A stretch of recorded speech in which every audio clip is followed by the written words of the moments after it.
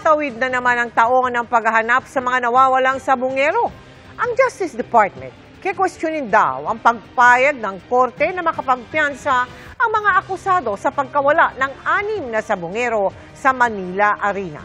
Nakatutok si Salima Refran.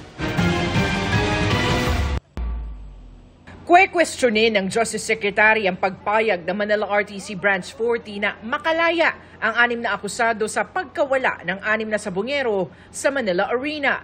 Pinagpiyansa sila ng tig-3 milyong piso para sa 6 na counts ng non-bailable na mga kasong kidnapping at serious illegal detention. The courts might be overstepping its bounds in granting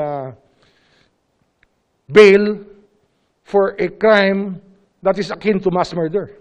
We're talking about 34 victims here. We will be filing the necessary certiorari cases for grave abuse of discretion against the judge who issued the bail. Dagdag pa ng kalihim, crimes against humanity ang akusasyon sa kanila. 34 people have been unaccounted for up to now. We have not seen the remains of these people who have disappeared. This Aperacido, this is an international, it's a crime against humanity what happened. And the court should not take this lightly.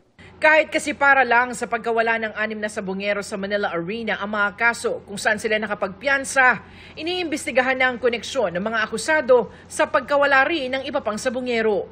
Pupulungin muli ni Remulla ang mga pamilya ng mga nawawala sa Enero, kasama ang NBI, PNP at mga prosecutor. Ngayon lang muli humarap sa media si Remulla matapos abisuhan ng kanyang mga doktor na magpahinga. Pinasinungalingan din niya mga balitang inatake siya sa puso at naratay sa ospital. I was never in the ICU. Wala eh. Kalokohan yun.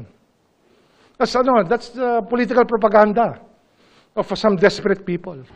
Para sa GMA Integrated News, Salima Refran, Nakatutok, 24 Oras.